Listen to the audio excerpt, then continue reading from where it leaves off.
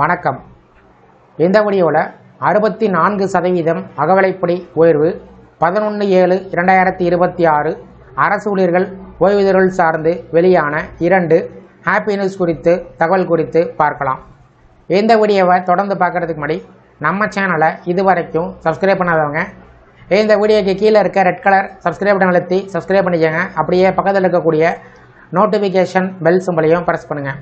அப்போ தான் நம்ம சேனலில் இதுபோல் வீடியோக்கள் அப்டேட் பண்ணும்போது அதற்கான நோட்டிஃபிகேஷன் உங்களுக்கு உடனுக்குடன் கிடைக்கும்.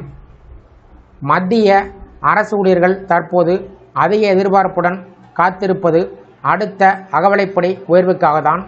குறிப்பாக ஜூலை 2026 முதல் அமலுக்கு வரக்கூடிய டிஏ உயர்வு எவ்வளவு இருக்கும் என்ற கேள்வி அனைவரிடம் எழுந்துள்ளது.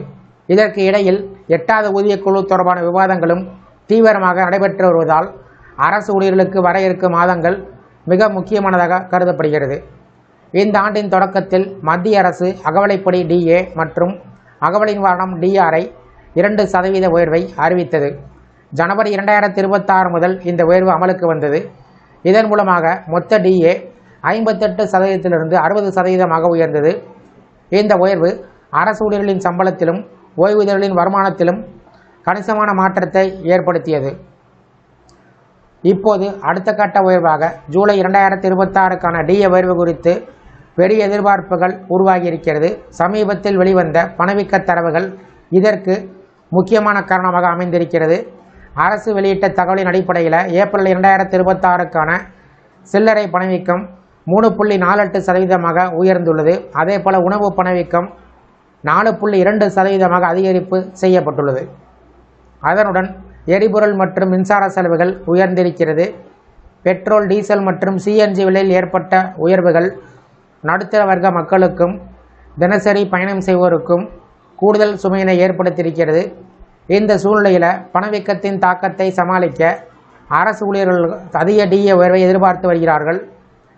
அகவிலைப்படி என்பது பணவீக்கம் காரணமாக ஏற்படக்கூடிய வாழ்க்கை செலவின் தாக்கத்தை குறைப்பதற்கு அரசு வழங்கக்கூடிய கூடுதல் தொகை.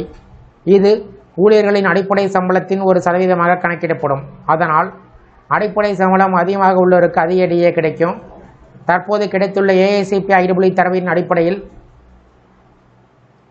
ஜூலை 2026 முதல் டிஏ உயர்வு சுமார் 3 முதல் 4% இருப்பதற்கு வாய்ப்புகள் இருப்பதாக கணிக்கப்பட்டிருக்கிறது. குறிப்பாக மார்ச் 2026 ஏஐசிபி குறியீடு 149.1 எட்டியிருக்கிறது. இந்த உயர்வுகள் ஏப்ரல், மே, ஜூன் மாதம் தொடரும் என்றும் மதிப்பிடப்பட்டிருக்கின்றன. கடந்த 12 மாத சராசரி ஏஐசிபி IEEE குறியீட்டை வைத்து கணக்கீடு செய்து பார்த்தால் டிஏ உயர்வு சுமார் 3.61% இருக்கும் என்று கூறப்படுகிறது. அரசு வழக்கமாக முழு எண்ணாக அறிவிப்பை வெளியிட்டு வருவதால் இது 4% உயர வாய்ப்புகள் இருப்பதாக கூறப்படுகிறது. அதாவது தற்போது 60% உள்ள அகவிலைப்படி ஜூலை 2026 முதல் 63 அல்லது 64% உயரலாம். இது நடைமுறைக்கு வந்தால் மத்திய அரசு ஊழியர்களின் மாத சம்பளத்தில் மீண்டும் கணிசமான உயர்வுகள் ஏற்படலாம். இந்த டிஏ உயர்வு 7வது ஊதியக்குழுவின் பரிந்துரையின் அடிப்படையில் கணக்கிடப்படுவது குறிப்பிடத்தக்கது.